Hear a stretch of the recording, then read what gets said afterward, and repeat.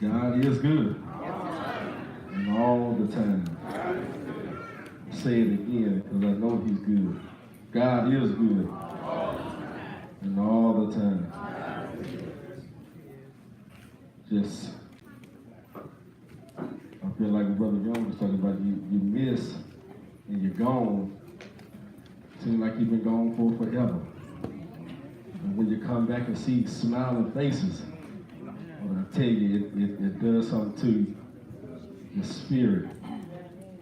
It gives you a recollection to know that being amongst God's people, everything will be all right. Lord, I will lift my eyes to the hill,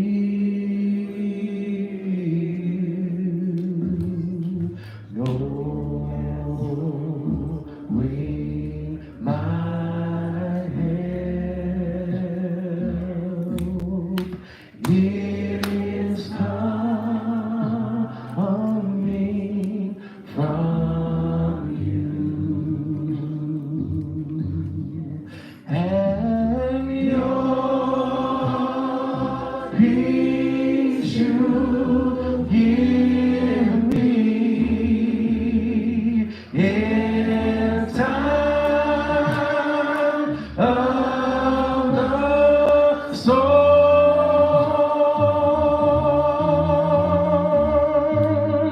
You are the source of my strength. Lord, you are my life. You are the strength of my life. Oh, that's why I lift my head. Yeah, hands in total praise to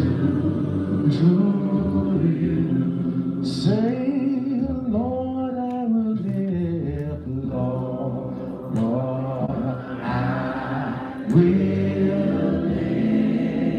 I will live mine eyes to the hill. Oh,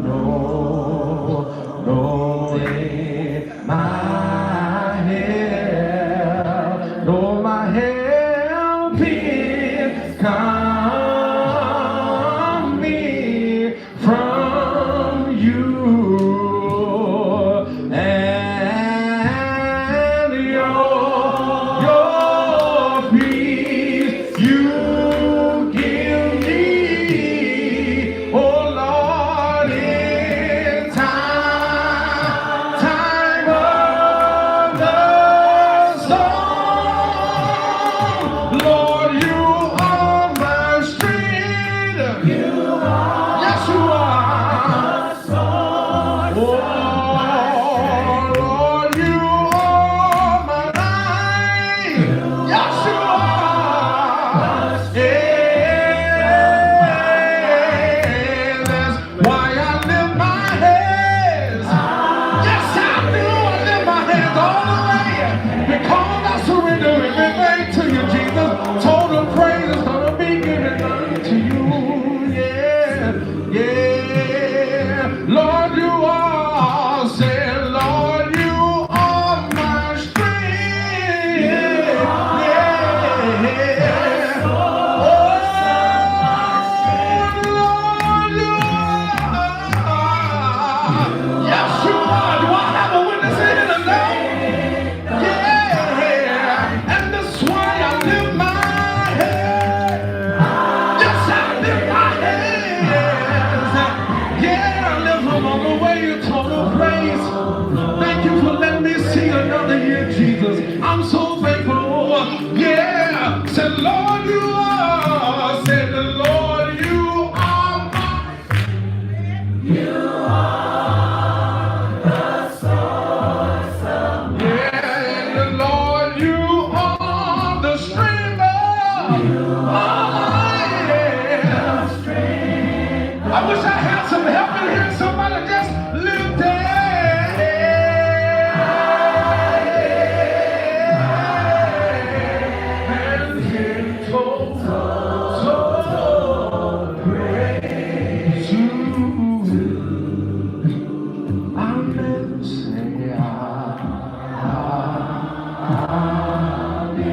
Say amen. Say amen. Say amen. Say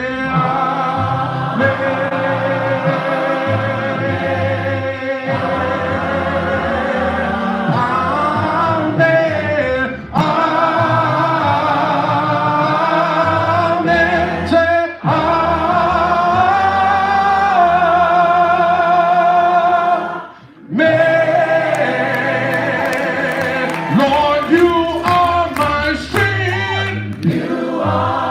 Come on, sing it this one. Yeah, and the Lord, you are the strength. Yes, you are. Yeah, that's why I live ahead. Yes, I do. All my hands in total praise to you. Amen. Say amen.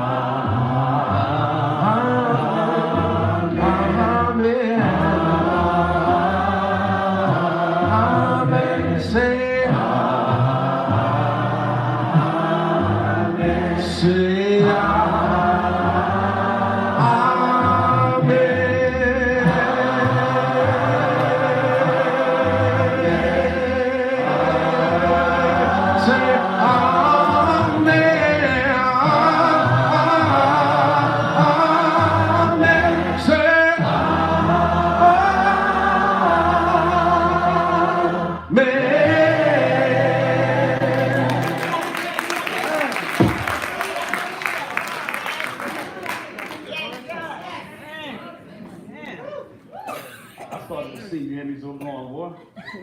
say God bless you. God bless you.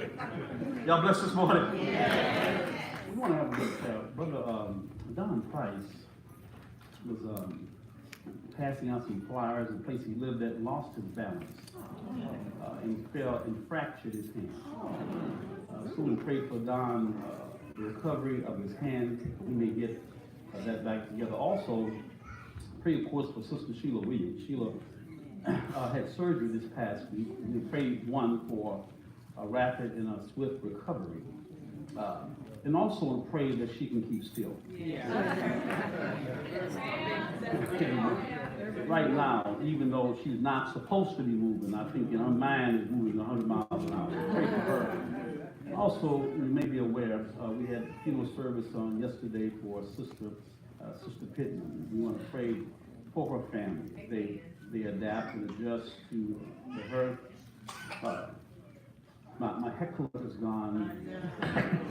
every time she was here, I knew when she was here, bro, but she would make sure it was clear she was present. If I made a statement, I left any question mark about something, she would actually very quickly attempt to get me to give clarification. Or what she would come after service, Brother Hubbard, I just don't know what went over me. I just didn't know how to control myself. But bless you, baby. You got this far. You keep on kicking. 92, you kick. What you gonna say? Amen. But we're gonna pray for her family as they adapt to us as well. That she's no longer with us. Even in her age, and let me just say, this is really free. In her older age, having difficulty getting here, needing assistance, walking back and forth. I'm always impressed with people who could actually find a good reason to stay home. Who understand that you have gotten to where you are not by your own power. I don't care. Now, she wasn't, as far as I know, you may know something I know, as far as I know, she wasn't perfect.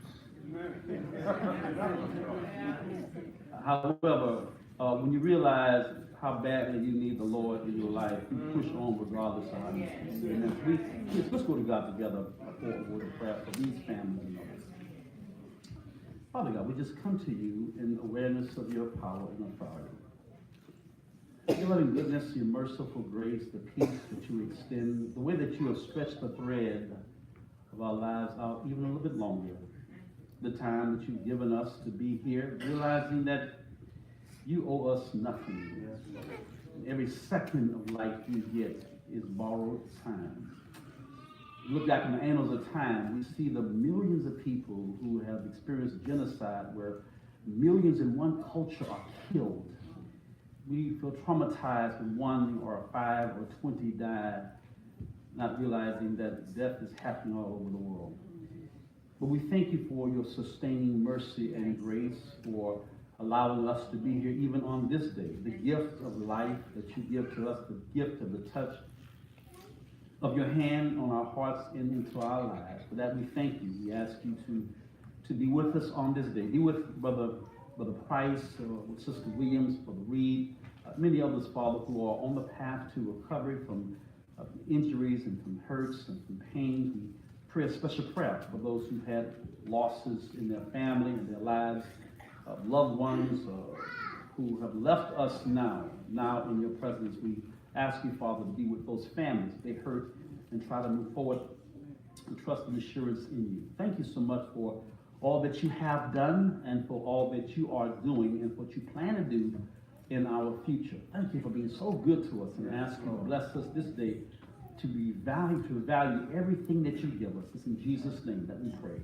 Amen. Amen. Y'all blessed this morning? It's got to be good to you. If you appreciate the goodness of God, I invite you to stand up and give somebody next to you a holy greeting. Attention, the mercy is now open for children ages 4 and under. Once again, the mercy is now open for children ages 4 and under.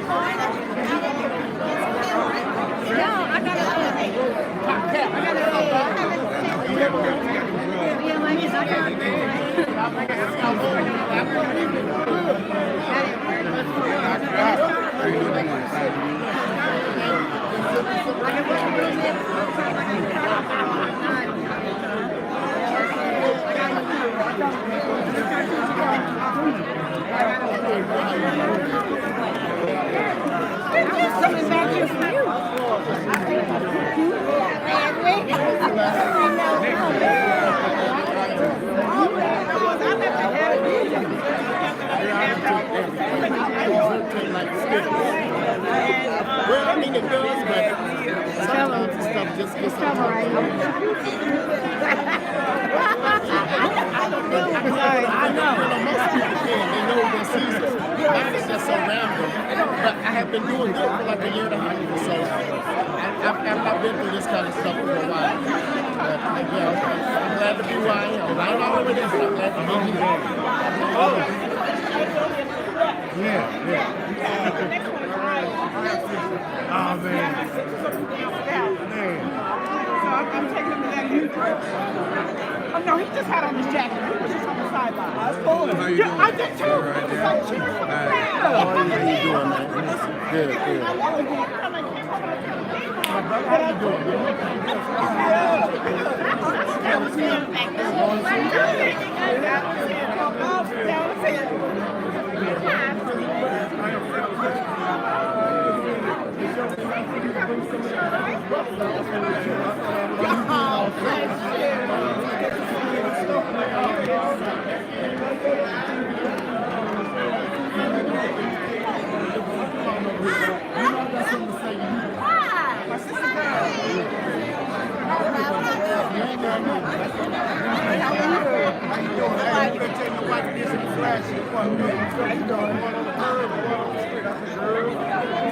If you're blessed by the goodness of God and appreciate His mercy, I invite you to stand. Grab the hand of somebody relatively close to you. If you don't hold your Bible, know where your Bible is. Tell them, may grace, which is all of God's favor, and peace, which is all of God's inner comfort. May it be with you today. From God my Father and my Lord Jesus Christ. Tell them, this is my Bible. I was what it said I was. I am what it says I am. And I will be what it says I will be. Tell them, I'm here to be directed, instructed, formed, and molded into the image of God. I believe you're here for the same reason. So welcome to the Kingsley Terrace Church of Christ. Where my God is glorified. These saints are sanctified. And their lives are changed. May be seated.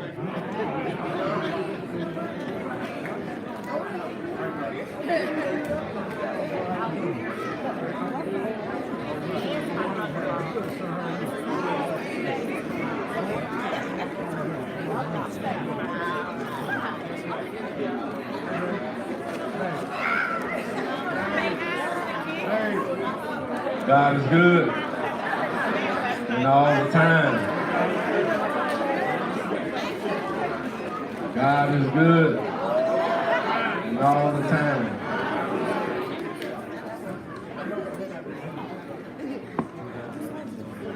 I got a question. Wow. Yeah. He was on TV. I'm glad he took that down, but I was about to ask y'all a serious question. Are y'all ready for a word on this morning? Are you ready to be fed some spiritual foods? Are you ready to be fed this morning? See, if you get this food, it's going to be some fish in the back you can get for $7. Amen. But He is wonderful. God is wonderful. He is powerful. He is all-knowing. And I'm so happy that He's all that and above, because I know when I slip up, I know somebody's always watching me. Amen. Someday I got to be ready when the Lord calls my name. I want to hear Him say, well done, thy good and faithful servant, when He calls me. And I know you want to hear that same thing. Sopranos. Someday, someday, someday, someday, someday, someday, someday, someday. I'm told there'll be peace and joy and happiness, no more sorrows. Someday there'll be peace and joy and happiness, no more sorrows. Some tenor you say, I gotta be ready when He calls my name. I gotta be ready. I gotta be ready. Yeah, someday I gotta be ready when He calls my name. I gotta be ready. I gotta be ready. Oh, come on, man. Yeah.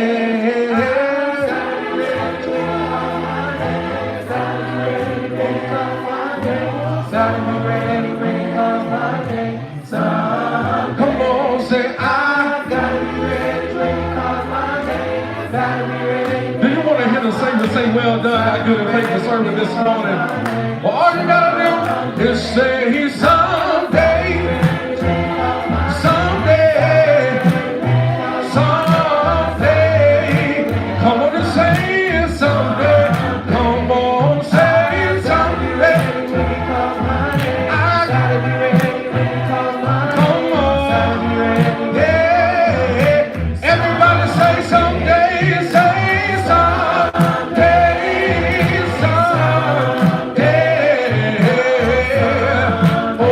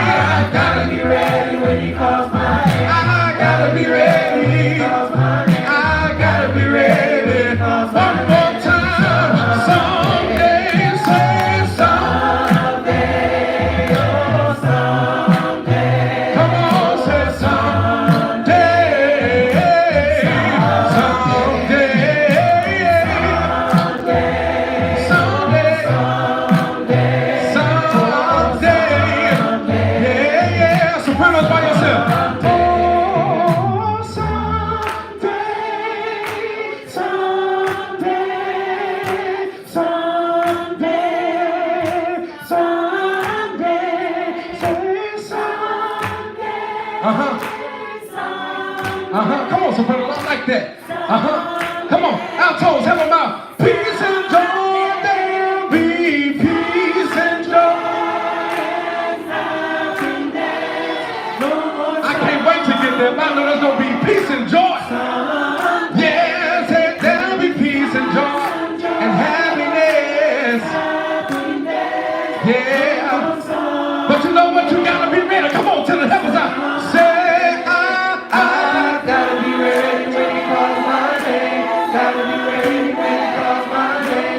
Gotta be ready when he calls my name. Someday. Say, I gotta be ready when he calls my name. Say, I gotta be ready when he calls my name. Said, I gotta be ready. Come on, baby, to help me out. Someday, say, gotta be ready when he calls my name. Gotta be ready when he calls my name. Gotta be ready. Come on, yeah. Someday. There are times when you need someone. He will be by your side. Yeah, yeah.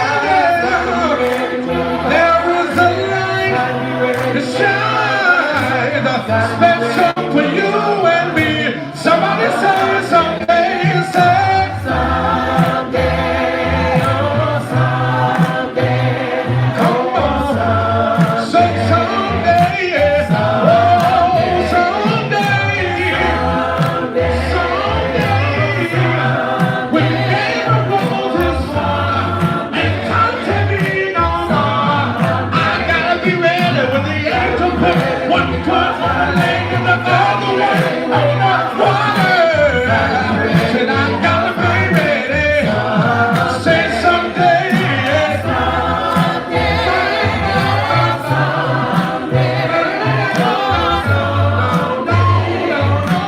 I think that was a blow like this. That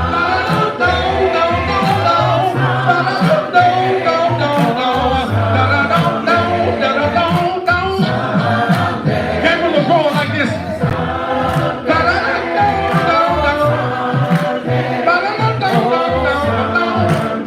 Come on, yeah. Say someday, yeah. Someday, someday, someday.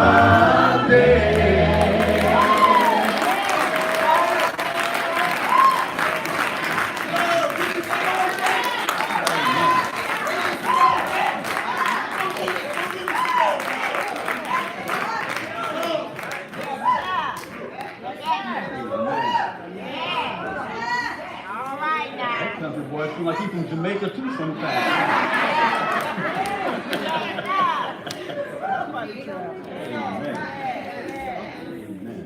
Bless you, Lord bless you. We do want to ask you also to keep in Brother Terry Bonner in your prayers. Terry was in an accident just the other day. He taught class this morning. He's actually at med check, getting checked out. He told me to go get checked out. He waited, and then today he had to go. Yeah. So we pray for him. He's going to try to go there and get back in time to help out. But it totaled his vehicle out. He said it was actually in a curve and hitting head on for a lady. He had to turn his vehicle, and God was merciful. Really, I mean, how many car accidents this year in this city have happened when folk did not survive? We thank God for his mercy and for his grace. You're finding in your Bibles the book of Mark, and the chapter is number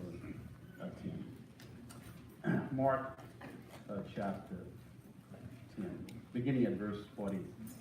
I invite you to prepare to look at this prolificity of text. I invite you to look at someone near you and ask them, are you blind in one eye and can't see out the other?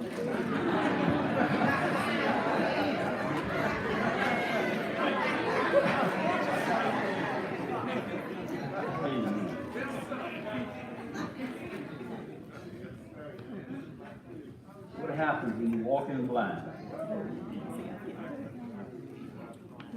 Not aware of the foolishness of the folk and the ideologies that you follow.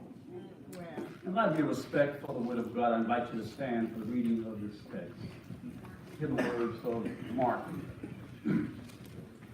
Then, which is a key word because it tells you it's a continuation of something already happening inside the text.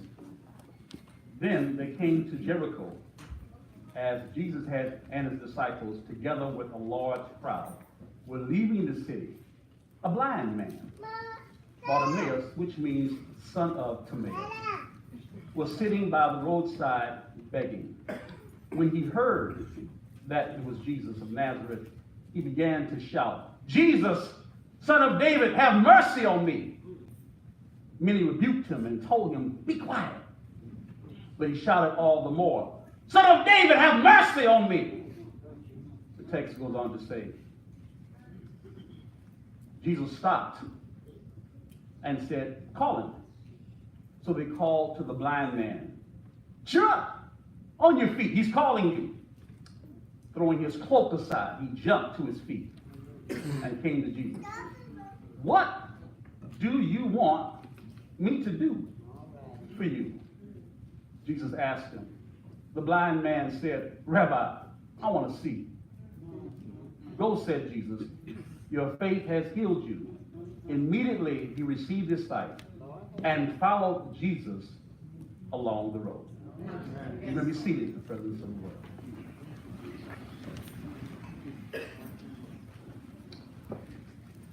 Have you ever been a crowd pleaser?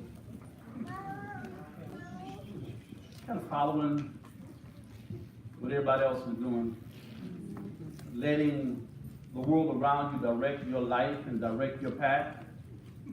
Have you ever followed the crowd? I mean, even to the point when the crowd wanted what was not best for you, you follow folk anyway, having a life that's mediocre, because you don't want to stand out and be different than everybody else. Interestingly enough, I saw something recent, some research in the educational system that says that our school system discourages asking questions. Because we ask questions, the teacher would do the lesson and they say, "Are there any questions?" And you know, every time you're in an audience and somebody asks, "Are there any questions?" it makes you feel a little bit of discomfort. Because you feel like if I ask a question, everybody will look at me like I lost my mind. And you begin to realize that when you talk about this sense of questions, I tell folk the best way to ask a question is really in an audience is to say, "What are your questions?" Because typically people do have one. But it's said that in our system, because of how questions are literally asked, that the way they're asked actually makes people feel uncomfortable. Actually, inviting you to ask questions makes people feel uncomfortable about asking questions. And therefore, we have a world that's very satisfied with just accepting or thinking or believing what already they have inside their own mind. And so because of that, we live in a world that gives an impression it's fine to stay the way that we are. It's like our national anthem right now, it's really everybody says. So even our president said, well, everybody says this is right. Everybody likes it. Everybody who talks about it. Every time I turn, people say, everywhere I go, folks say this. And so it gives the impression that if everybody says it, it's got to be okay. And the sense of right or wrong or good or bad is not relevant. What's relevant is, what is it that everybody else says is important and valuable and significant? And so that question begs an impression that we ought to consider, which begs the issue of how do you respond to a world of crowd pleasing? How do you respond to a world of messages that give the impression that your call is to basically line up with everybody else?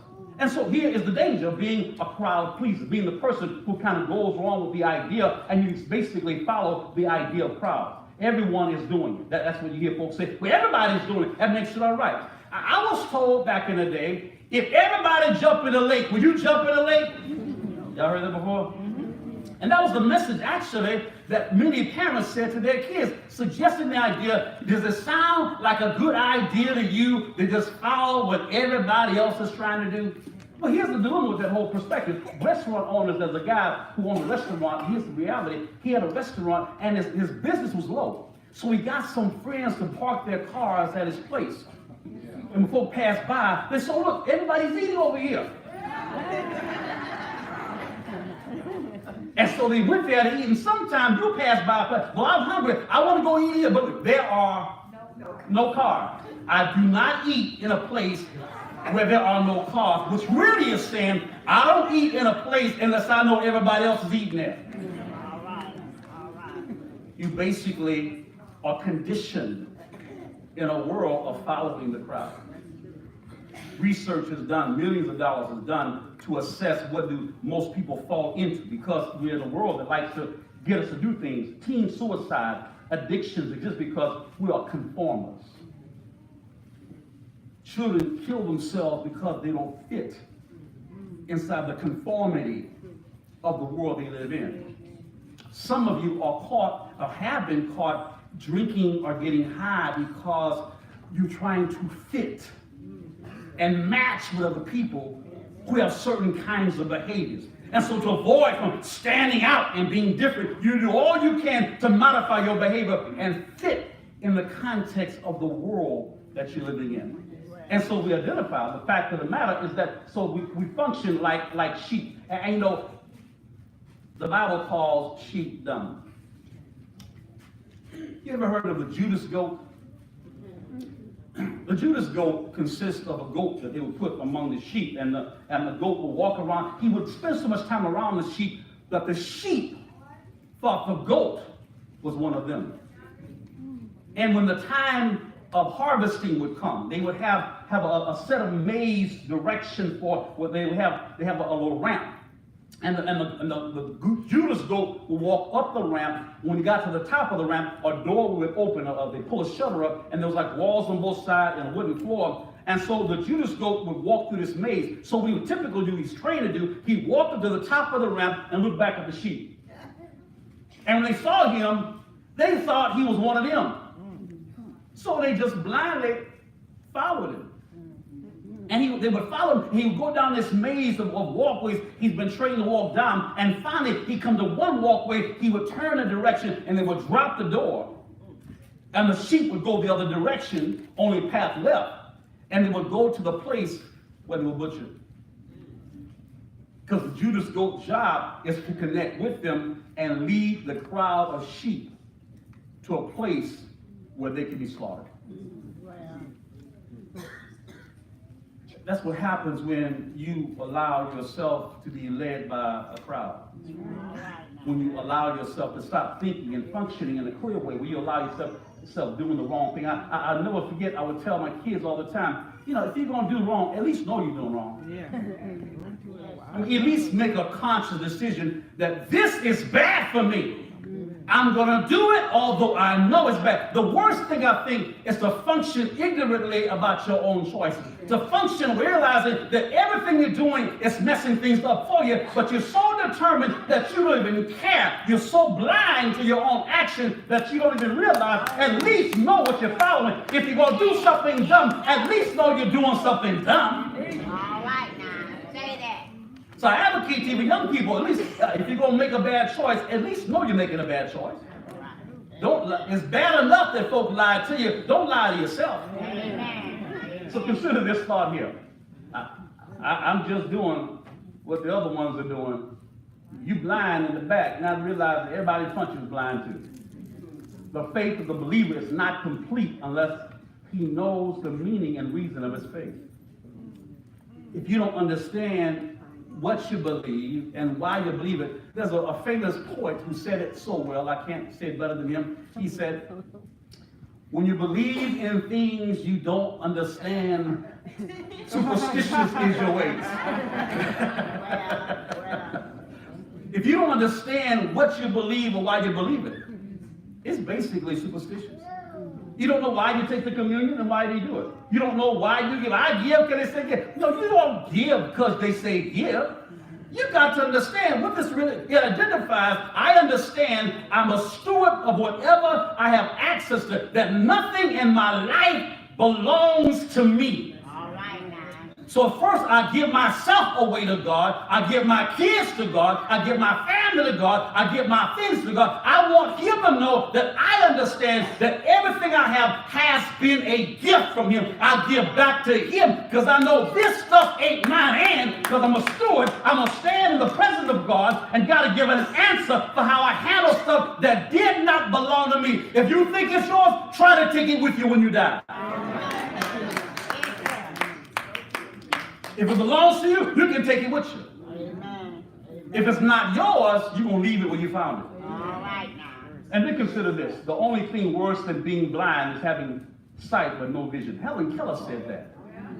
She couldn't see, she couldn't hear, she couldn't speak. She said the only thing worse than being blind is having a life with no direction, no vision, no path. So, Jesus in this text is heading to Jerusalem. He is roughly 15 miles away from Jerusalem. He is flanked. In this day and time, actually, the rabbis would walk on their way to Jerusalem at Passover season. At Passover, every male above the age of 12 was supposed to go to Jerusalem for Passover time. And so all rabbis are heading in that direction. And while the rabbis are in that direction, a lot of times folk who could not go, afford to go, would line up alongside of the roads. And when the rabbis would come through, or others would come through on their way to Jerusalem, they would encourage them on and try to support them as they went on their journey. As he walks along, rabbis were also known when they travel like this to teach along the path. So he's walking, going to Jerusalem, and he's teaching as he's walking along the path. And he's got crowds of people all around him. And bear in mind, around this time of year, Passover time, there are over 20,000 priests and Levites who are going to be serving during this time at Passover. And so the roads are loaded with people heading about 15 miles away from the area of Jericho, 15 miles away from the actual location where they're going to. He's walking and he's teaching along the path. He's got people all around asking him questions here, hearing his teaching along this path. And as they're traveling on this road, everyone has heard about him. They've heard about this young rebel rabbi who actually has stood up against the Sadducees and the Pharisees. They know this guy is known for caring about and loving sinners. This guy is known for accepting people that nobody else accepts. This guy is known for being the kind of a man who has a certain kind of standard. And so if they look at that and they're watching him, they're aware, this Jesus is somebody special. This Jesus is somebody important. And so they all want to hear about this guy. We hear this man has brought sight to the blind. There's more scripture about Jesus healing blind folk into the specific group. This man has made sick people well. This man has brought the capacity to walk. In John chapter 5, there's a man who's been 38 years unable to walk. And here, this man has gained his walking. This man, Jesus, has been known to raise people from the dead. All right now. Yeah. Everybody want to hear and see what he got to say. They crowd him on the road as he's walking and teaching, and they all get around. The kids are running out in front, the parents all around, and they're trying to hear as he walks along the path and he teaches on this road. And so as everybody's traveling, they're watching what's taking place. He's on this road, on this path, going to the place where he's actually going to be killed. And so the man we're looking at is blind. You've got to understand, most healing that Jesus did dealt with blind people. And you got to understand what blindness suggests. For one thing, understand this, that blindness is physical and spiritual, especially inside the text. It describes the blind people are rebellious people. The Bible uses blindness to suggest those folk who are rebellious, for the people who are hard-hearted and no-throats. Y'all say no-throats. No-throats. The word no-throats is the word in Hebrews 4 and verse 11, which means it's dull of hearing. It's the word that Socrates would use to describe students who didn't do their homework. You tell a child, that's fire, baby. Fire is hot. Don't touch fire. You turn your back. What's wrong?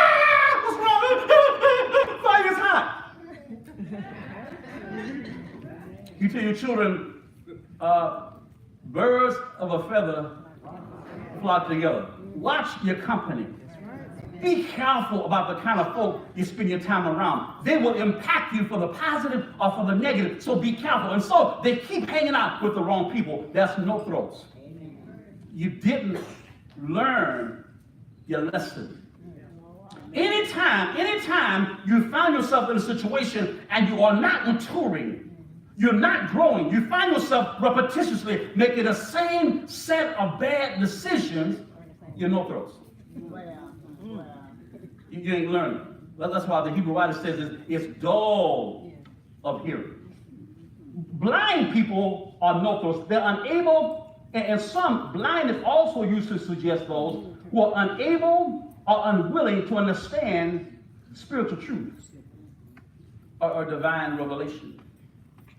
There are people who just don't get this. I don't know why y'all do this stuff on Sunday. Really? You're gonna get up early on the day you off work and dress up, get clothes on that you don't normally wear every day.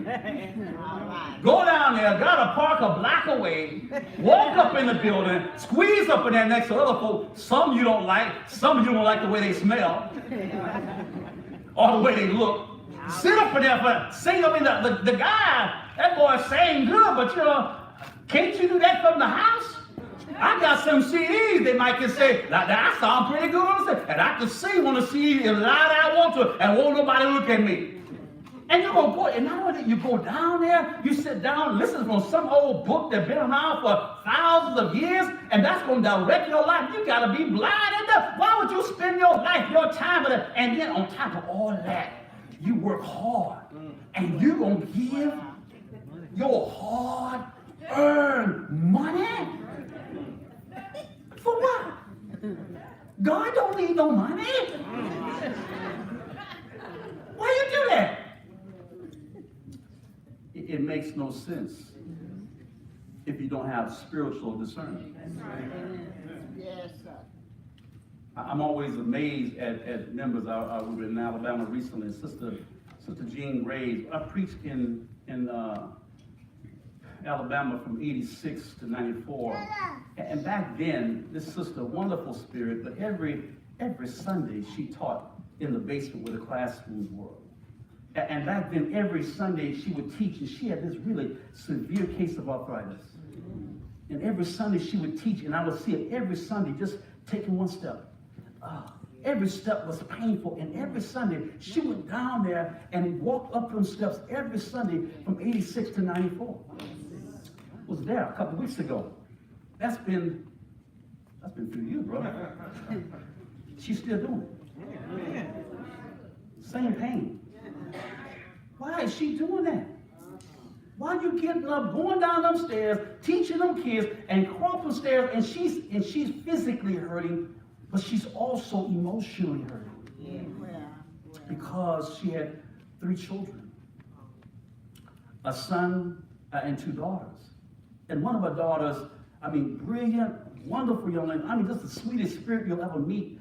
But she became sick and died about 7 years ago. In her early 30s. And Jean is still hurting from that.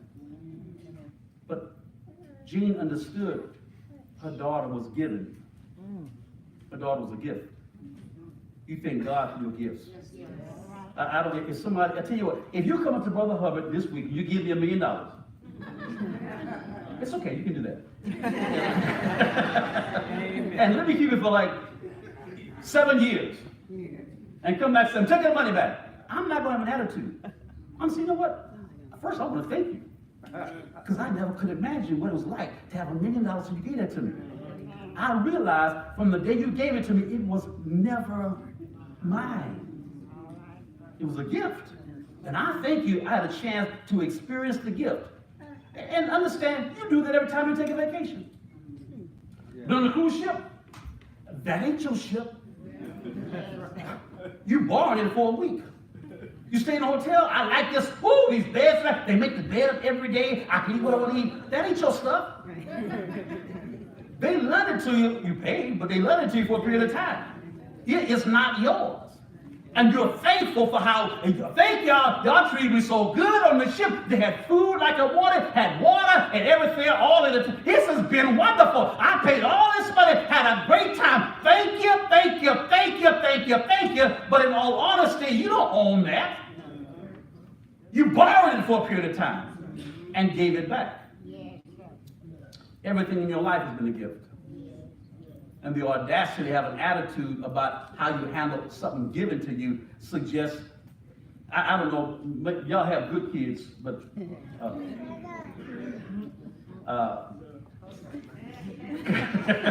but my kids were selfish. They felt like if they got, matter of fact, I know people had a holiday season, Christmas, and we had some foster kids, and we had people had given all kinds of gifts from the church. We were helping these kids out, taking care of them for a few years. And we had a whole floor full of gifts. I mean, a floor full of gifts. And when they opened the last gift, the first thing those kids said was, "Is that all?" Because basically they were selfish. They always thought they deserved more than what they had. You know what you deserve? You're a sinner. You are not living up to what God made you to be.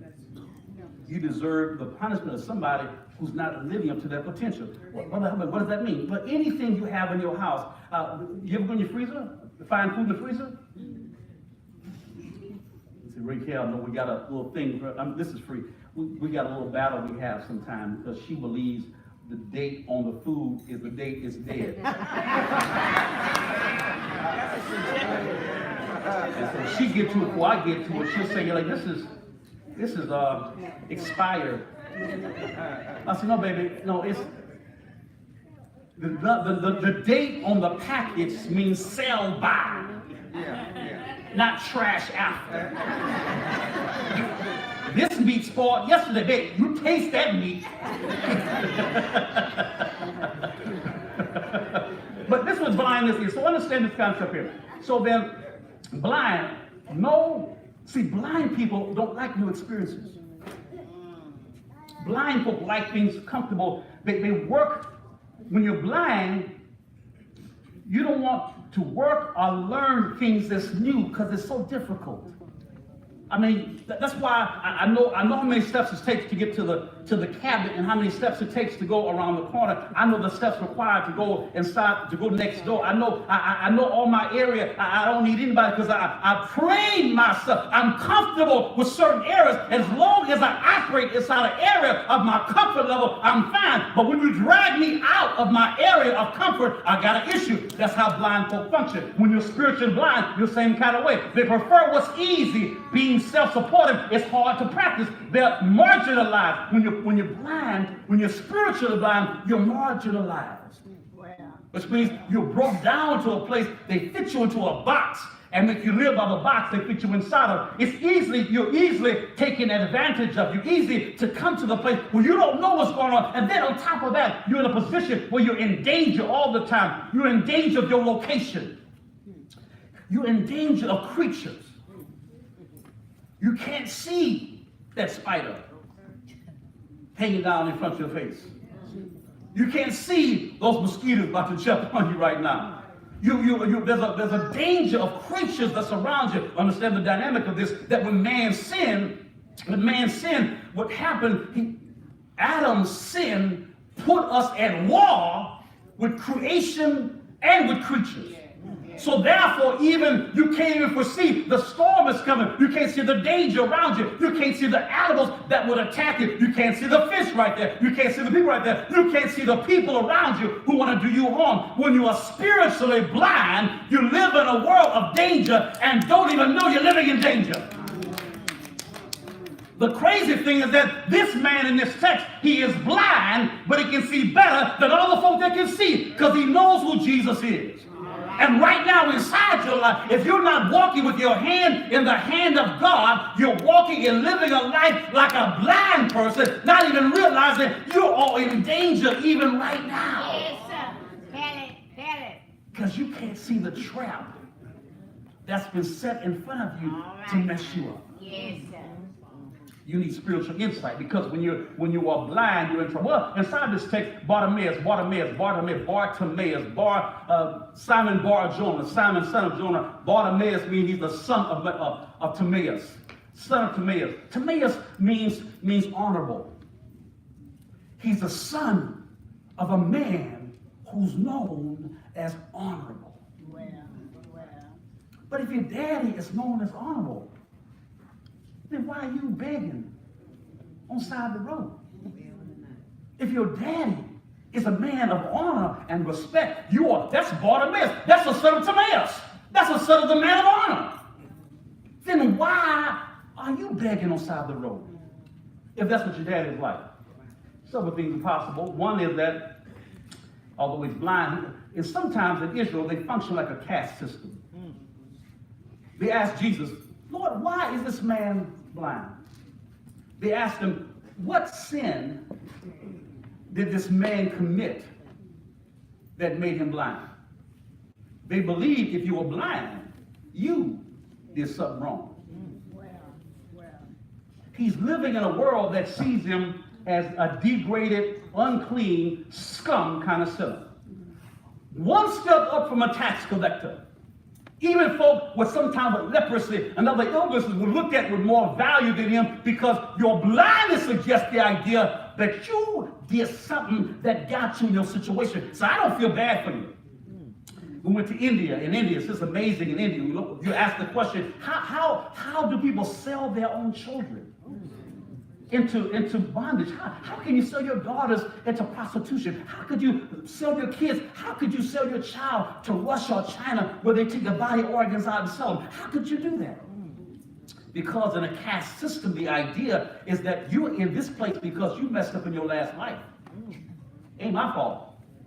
You are where you are because of you. And that mentality is seen as God's punishment. Have you ever felt like you are cursed by God? Have you ever felt like that God don't care nothing about me? He let me get in a situation that somehow I am stuck with. Have you ever felt like maybe I'm where I am because God does not love me and God does not care for me? That here I am in my condition, and everybody looks at me and thinks I'm cursed. Everybody looks at me cursed. Everybody talks at me like I'm cursed. Folk mistreat me because they think I'm cursed. Everything about me gives the appearance I have no value. That's the world this man lived in. So consider these ideas along this path. Spiritual blindness, difficult to follow simple tasks like fasting and praying and confessing, a sign that you're spiritually blind. Difficult to see God's will. Difficult to discern between right and wrong. Difficult to appreciate God's beauty. Difficult to see and to know God. If you can't grasp the concept of God, if you can't see to connect with a Father who you cannot physically see, it's a sign that your blindness has got you blocked. Anxiety is mostly the product of spiritual blindness. Sometimes you're anxious because you become anxious, in RAT, a rational therapy, they say anxiousness as a sign of I can't stand it. I can't stand it when things are like this. Like somehow you get anxious because you think somehow you have the power to control something. Well. You'd be surprised the freedom that comes when you realize we ain't got no power. Amen. And third, consider this idea, spiritual sight is the continual seeing of reality, truth, and life which cause us to live. Spiritual insight allows you to see what's real and not get caught up on things that are not real. Well, consider this fact. People be like this text. Just about people be like, thank you. That's what country was good. So the text says, many rebuked him. He's on the side of the road. Alms for the poor. He's sitting on his cloak, and the cloak is used for the alms, the money is given to put on that. He's on the side of the road. Alms for the poor. Alms for the poor. Alms for the poor. He's in a place where he knows that Passover is coming. He knows this is a popular road. You don't go beg in the corner when nobody is. You beg when everybody go pass by. So he's on alms for the poor, but he listens. Ruckus. A lot of folk coming up. I have to get in quiet. I hear the kids coming through. Oh, a lot of people coming.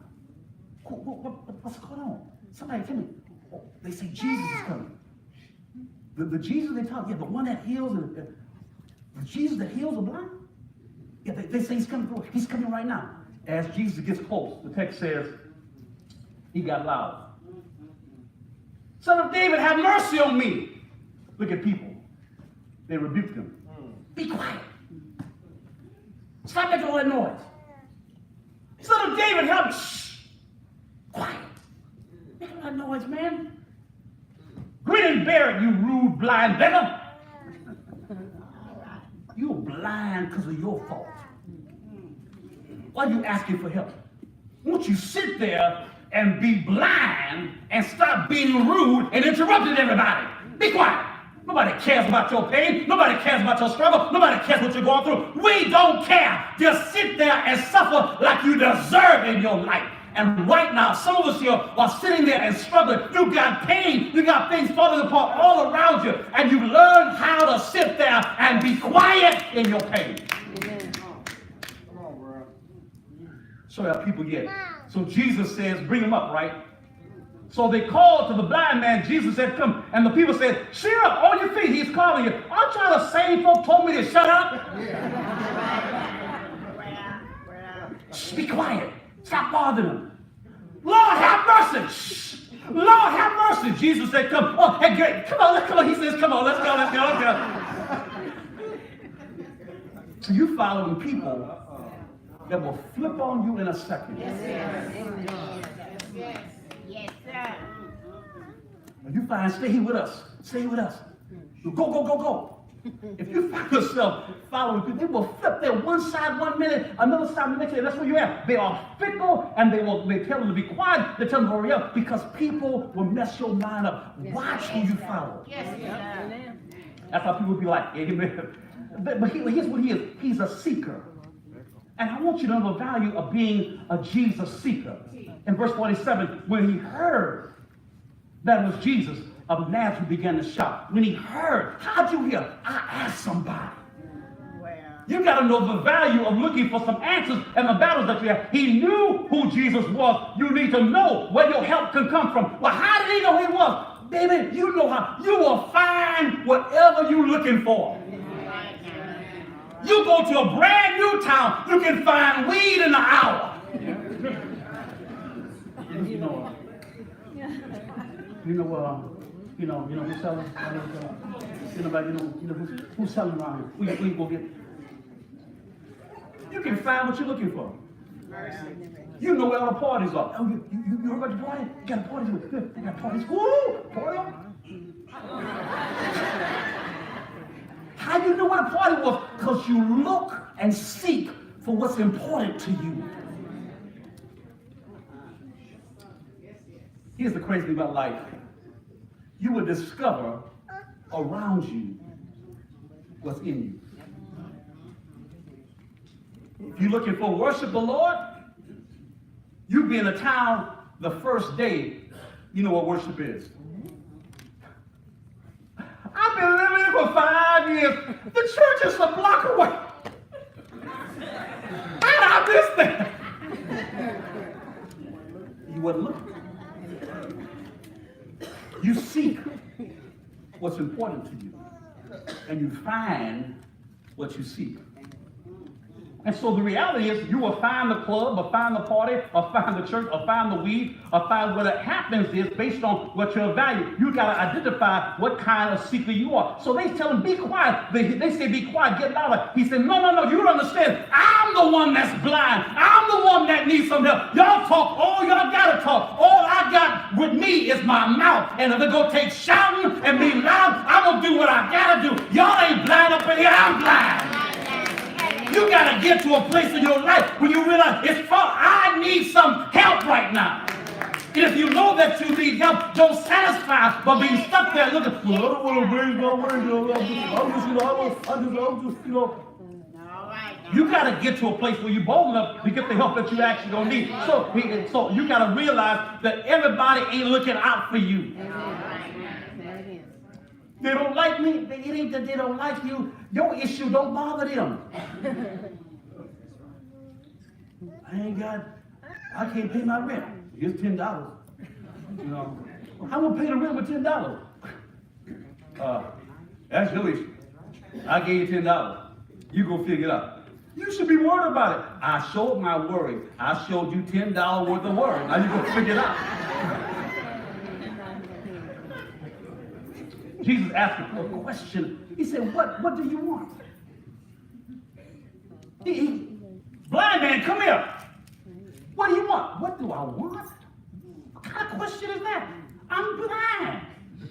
What you think I want? No. You need to answer the question. In John 5, there's a man at the well for 38 years, almost 40 years, almost 4 decades of his life. He's at the well. And the Bible says he's at the well, and while he's at the well, he has not gotten in. He's been so sick for so long. It's a part of it.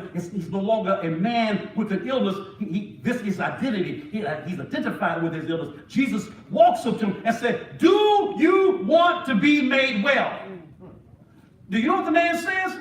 It ain't my fault. I'm in my situation. Every time I try to get in the water, folks get in the water before me. I've been stuck here all these years. Years ago, I've been living right here. And for some reason, nobody helped me get in the water. I've been stuck here all this time. I don't know. I ain't never gonna get in the water. What was the question? Do you want to be well? Because understand this, if God heals you, if you get well, you no longer have an excuse. You can't get well and still walk around. Everybody been against me. I ain't ever since I was 5 years old, the first time somebody broke my heart when I turned 10. They did me wrong at 10. And that's what my parents went there for. My cousin, Miss Greer, my own sibling did me wrong. I got a list of all the reasons why I can't do it. No, that ain't the question. What do you want? Do you want to be well? So truly, I tell you, anyone who will not receive, this is the power of this text. This text has a context. In chapter 10, Jesus talks to the apostles. And in the conversation with the apostles, he tells them this, verse 15. He said, I tell you, anyone who will not receive the kingdom of God like a little child will never enter it. He tells his apostles, in the same chapter, he tells his apostles, when you come to the Lord, you got to come like a child. Amen. Amen. See, I don't know about your kids. Mine never walked up and said, listen, Dad, come here. I want some new shoes. And I want so much money. You got 5 minutes, get it here. No, kids come to me, yeah, can I have this? Yes, sir. Yes, sir. Verse 36, he tells them, verse 15, you come to me like a child. In the 36 and verse 37, hear what James and John said. What do you want me to do for you? He asked them. They replied, let one of us sit at your right hand, and the other on your left in your glory. I just told y'all, come like a child. Here you're asking for the right and the left. Then later, here's a blind man, he asks the same question. What do you want? There's a lesson for his disciples and for us on how to respond when you got a request of God. Yes, sir. Don't go with your head all big. All right. Say that. You don't deserve anything. Go being thankful for whatever he chooses to give you. The greatest of you identifies, the greatest of you shall serve. Go with a mentality of a servant mentality that God might be able to use you for something bigger, better, and greater than yourself. Well, consider this idea. There's always a bit of favoritism around a bunch of choosing, a bit of favoritism around a bunch of choosing sides and wanting to be right in the end. However, it doesn't change that we are all equal. Side cause division. They change outlooks, some good, some bad. Don't be mere sheep just following along. Strive to do what's right, and you're not likely to go wrong. And then to stand out, don't blindly follow others. Don't be so blind that somebody said, hey, we got a party over here. I'm going to go with you. And brothers, don't listen. We had a very intellectual conversation last night. My nephew and I, so we were talking, and I'm trying to sharpen his edges on females and stuff. We talking about because a pretty girl said to you, let's go. Don't mean you need to go. All right now. Say that. This is free. One night, Bible class was over here. I jumped in my truck, the old black truck, to leave out. Backing out, the door hadn't locked yet. I look up, some young girl jumped in my truck. He's coming from me. He's coming. What you talking about? I'm the last one here. She jumped in. I need this guy. What guy following you? Could you take me somewhere? Take you where? I got some friends over there trying to wait, we ain't going nowhere till I know what you're talking about. And so we have this conversation, and actually Gary Laurie and Steve Bateman show up at the same time. And so we had a conversation. No, let's go inside. I can't go. No, we got to go inside the building and talk. We ain't gonna stand out here. And I ain't taking you nowhere. So we come inside the building. We're there talking to each other. Well, I done pushed the button. We're there talking to each other. And we're having this conversation. She's trying to explain her situation, and she's in a condition, and everything is, and this guy, he's hunting for me. He's trying to find me right now. He's up the street and say, well, we're talking. So we saw a vehicle pass by slow, back and forth, and we don't know what's going on. She talked for a good while and talked, well, I gotta go. Where you about to go? I thought you said you had to go somewhere safe. Now, you're gonna walk back down the street, and some guy, and so she ended up leaving, finally go down the street, and get back. It seemed like in the vehicle she came up out of, I guess. Ought to get me to take me off in the hood somewhere. Take a left over here. It's right over the corner. It's that dark spot right there. Drop me off in the dark spot.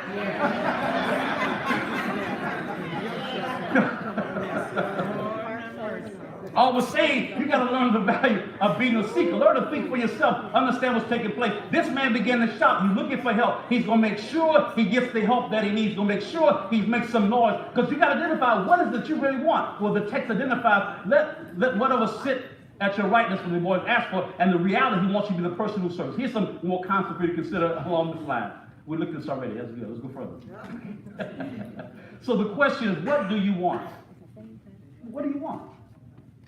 What do you want me to do for you? What do you want? Really? What's your goal? What's your life goal? Why do you go to the doctor? I got this pain right here. And okay, so you go to the doctor with a plan, with a goal, with a specific intent in mind. Why do you go to the dentist? I just been bored, and I just thought the dentist would offer some energy to my life and chop my teeth up. No, he said, I got a pain. Listen, dentist, I don't need you to go in my mouth and figure everything out. You take a look at everything. I'm actually here for a specific reason in mind. Amen. Amen. Why do you come to the Lord? What's your goal? What you trying to achieve? Have you thought about your life? What's your life plans? What about your finance? Who wants to pay off all their bills? Anybody? Okay. Do you know what your bills are about? How much it is? See, if you knew how much you owe, it's a sign you really want to pay them off. You don't know how much you owe because you don't mind having a credit card. See, if you got a goal, if something's important to you, you seek that. Your mind is set upon that. That's your focus. That's your identification. If I said right now, if you're looking for a car right now, yes, I'm trying to find a car. Well, have you seen cars around? Yeah, there's one over here on Lafayette Road. There's one over here on Pitt of the Pike I looked at. There's one way down south on south side of town because I've got to focus on what I'm trying to find. If you're a seeker, what do you really want? Are you trying to get your family saved? You trying to get some healing? What do you want for your life? What's your goal? What's your objective? What you trying to achieve? What you're trying to get to? You got to figure that out. Do a self-examination. He didn't complain about how blind he is, how bad it's been, how folks are treating him. He talked about, I know exactly what I want. Do you have a spiritual goal in your life? Y'all got vacation planned for next year already. I know when I'm leaving, I know where I'm going, I know what I'm going to do, I know what it's going to cost. I plan my vacation. Have you planned your time with God? Have you planned to be more spiritual? When it comes to God, it just happened as it happened. When it comes to everything else, I plan my life, I plan my vacation, I plan to retire at the nice age of 74 and take 2 months before I die. What's your plan? Always identifying, he asked the question, what is it you want? I know what I want. Do you know what you want? Because if you don't know what you want spiritually, how could you possibly expect to achieve it? Well, here's the thing. Consider this idea for the young ladies up in here. Why is it easier for young ladies to follow God blindly, despite embarrassment and rejection, but they resist following Christ in spite of him wanting to restore their dignity? Get your priorities in order. What's your goal? What's important to you? What are you trying to really achieve in your life? What do I need? That's the question. What do you want me to do for you? Jesus asked him, the blind man said, Rabbi, I want to see. Go, said Jesus, your faith has healed you. Immediately, he received his sight and followed Jesus along the way. God will let you see so you will know how to follow him. He didn't give him sight so you, oh, thank you, I got my sight. I'm going to go get a job. No, I'm going right back here and sit back on the floor. I can see now, y'all. I need arms because I can see. No, I gave you a sight so you can get up off of there and get behind and follow me. If you ask God for something and he answers your prayer, the answer is, yes, Lord, thank you for answering my prayer. And my mission is to follow you. And if you're not following him, why do you think he healed you? So you can stay the way you are? It's to bring some change inside your life. So as we close out, if you want to see, first of all, understand this. Be serious about needing help. Amen. Amen. I need some help. I know I'm lost. I know I'm confused. I need some help. Stop lying about having it together when you know you ain't got it together. And everybody looking at you know you ain't got it together. You're faking yourself. Old school, don't be faking the funk. The reality, you ain't got it together. I don't have it. I need some help. Acknowledge that you don't have it together. Secondarily, along this line, ask the right person for help. Everybody got an answer for your life. Well, I was watching a segment of the Housewives of Atlanta. Them girls know what they talking about. No, baby, you need to get your answer from the right direction. If you're not getting it from the Lord, I don't care what instruction you get, you can't trust it, because the reality is there's a foundation of life is built on top of it. Thirdly, for the right thing, look for mercy, healing, and for help. I go to the Lord. I need mercy, because I know I can't do this by myself. I need healing and I need some help, Lord. Would you heal me and would you help me to get myself together? Then, of course, at the right time, he says, Lord, I need healing now. Heal me now. I'm tired of being stuck in this blindness. I'm tired of having no power. I'm tired of having no authority. I'm tired of being so stuck. I'm just tired. Would you help me now? Help me now. Help me get up now. I want to see now. I want to go forward now. I don't want to be stuck. I want help now. Amen. When you get your help, follow Jesus. Follow your healer, which means you belong to him. Let him tell you what to do. But I think I want this. I don't know how many times I've wanted stuff that wasn't good for me. I mean, lately I've been wanting some Bluebell ice cream. I haven't had it yet, but I've been wanting some. I've been wanting that all, freezer's full of meat. But the fact of life is that so often you want things that aren't good for you. Do you want to be righteous? Do you want to be more like the Lord? If you want that, he'll give it to you. I don't know what battle you're facing. I don't know what battle you're losing. I do know that right now, you possibly are spiritually blind. That's why the things of God don't make sense to you. That's why it doesn't register when you see the idea of worshiping him and setting him first inside your life, that him controlling everything you have. But here's the sad thing of my experience as a preacher is when you sit through so many funerals of all ages. I've done funerals for children inside of a shoebox to people in their hundreds. And what's always amazing to me is people love you and they care about you, but you die. And when you die, the memory will begin to fade. Now, if you want your life to have value, stop living it like it will be here forever.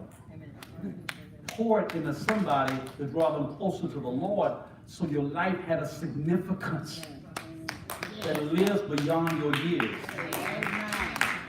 If all it's about is making some money and getting to a status and doing some things and being known and all, that stuff sounds good. But you know what? A half a second after you're dead, it don't matter what folks say about you. They can get up at your funeral and say, oh, that was the best of all people. Oh, I just thank God Thank you for the stuff you got to say, but that ain't going to help me right now. What I don't do while I'm living is over. You got to decide how to set the path for your future. With whatever time God might bless you 30, 40 more years. Bless you if he does. The devil just want to tell you, you got time. Don't rush. You got it later. When you retire, you'll be fine. And you sit in the wheelchair or in your rocking chair. I wish I could get up and do something for the Lord. My back is out, my leg be hurting. I can't even do that. I can barely move. But the Lord, you know, if I could have done it. He said, you could have done it. You chose not to when you could. Don't play with God. He remembers the stuff you forgot. You're here this morning. God's been good to you. You're not a part of the family of God. You've heard the word of God. Believe that Jesus, the Son of the living God, have a mindset that says no to sin, yes to God, no to my way, yes to God. We'll be willing to stand with this audience and declare he is the Son of the living God, which literally means he has the control and direction of setting a path for my life. I want him to lead me. That's what your confession is all about. You will take it right now and baptize in Christ for forgiveness of your sins. The Bible says, he that believes and baptized shall be saved. When you make that conscious decision, you die to your old life. We bury you in baptism. You rise to walk in a brand new life. All things can become new right this moment. But when it becomes new, it means taking on a new life.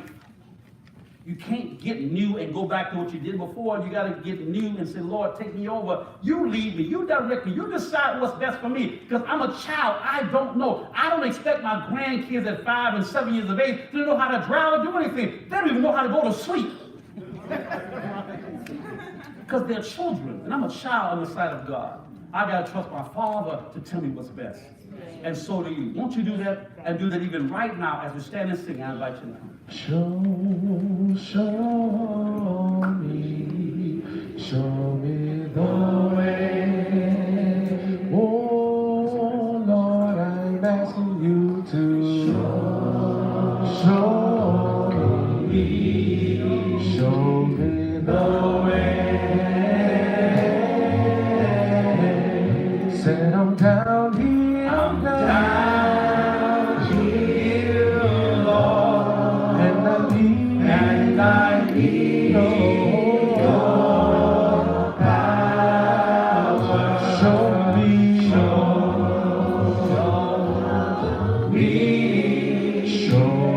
the way. Oh, show me the way. Show me. Come on, show me the way. Oh, show me the way.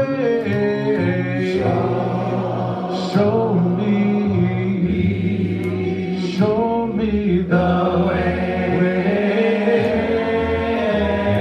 Ooh, I'm down here, Lord. Yes, I am. Need your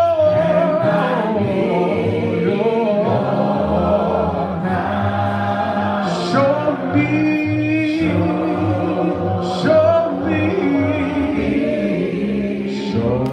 the way.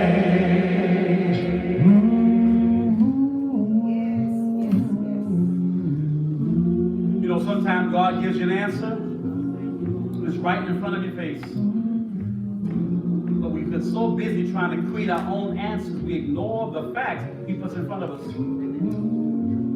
And even being here right now this morning, God has taken the time, because some of you didn't plan to be here. For some of us, God actually had to put roadblocks in your way or open doorways and put you in a position not just to physically be here, because you can be here physically, but to make sure your mind is open. Sometimes your hurt, your pain, your frustration is God's way of saying, let me get your attention for 5 minutes while you still have a chance to do something different. He's done what he had to do to get you here at this time. And whatever message you got was not mine for you. It's the one he had for you to receive. But he doesn't want you to take a message and run out there and throw it out in the garbage can somewhere. He wants you to take it, allow it to be penetrated into your heart, and begin the process of change inside your life. Sometimes you're facing things in life, in all honesty, you really just need some prayer. I mean, life will slap you, it will kick you, it will throw you down, it'll make you sit there and question, Lord, what is happening in my world? And the reality is, he's saying, child of mine, I just know what it takes to get your attention. Don't make me get your attention for nothing. But right now is your chance for change. If you raise your hand, I'll walk with you. Someone next, they can walk with you. If you understand there's a mission he's got for you, the first step, you got to humble yourself and say, Lord, I'm nothing in your sight. Take me over and do what you want to do with me. That's the mentality you got to have right now. And he knows what he's doing. He'll take you. He'll mold you. And he'll change you.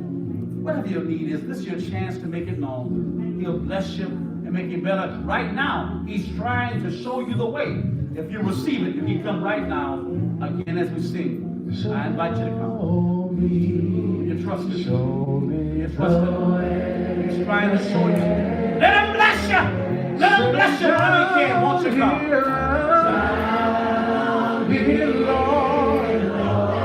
And I need you.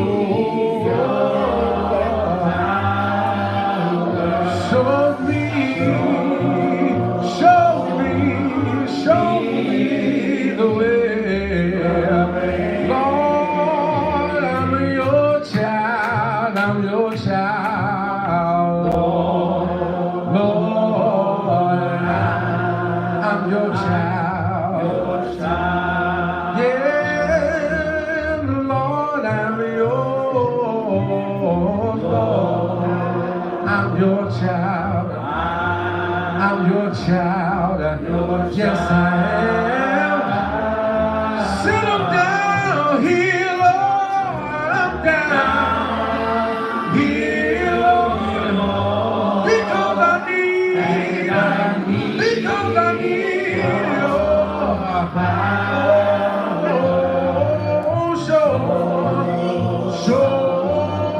need show me the way. Because I'm down here, Lord, I'm down here, Lord. It's not too late to come. It's not too late. The time is always right to make sure things are right with you and your Father. Come on and show me the way. Has God been good to you? He has blessed you. He's been so good. He's been so good. Brother Barnes in an accident, and I don't know how many times life goes crazy. I look at some of the feeds on TV and stuff, and while watching, I'm amazed by sometimes just a simple experience of a blowout on your tire. Yeah. A truck driver getting sleepy on the road. I'm not talking about trying to travel from here to California. I'm talking about just driving across Indianapolis. People are dying all kinds of ways, getting maimed and crippled. Do not take for granted. Do not take for granted the gift you have that you hear in your same mind, that you walk in here and you will be blessed to walk out of here and sit down and eat a piece of chicken and be happy. That's a gift all by itself. I challenge you, because we're sitting, we're not standing, we're not singing. It does not mean that you cannot come any point in the service, but you realize that your walk with God is not what it needs to be. All you got to do is come. The time is always right to make certain things are right with you and with God. Amen? Amen. Again, I thank you for your patience as we study together. Please take Mark chapter 10, the whole chapter, but especially verse 45 to 52 home with you. Allow these words sink inside your spirit to give you insight that you don't walk around blind, being led by people who don't even know God to give you direction on how to live your life. May you allow yourself to be empowered by the only one who knows what real truth is. May God bless you, give you peace, and as always, I want to commend you to God and to the words of his grace, which are able to build you up and give you an inheritance to all of us who are the sanctified. As I take my seat, invite you, look at someone next and tell them, don't be walking around blind. May God bless you.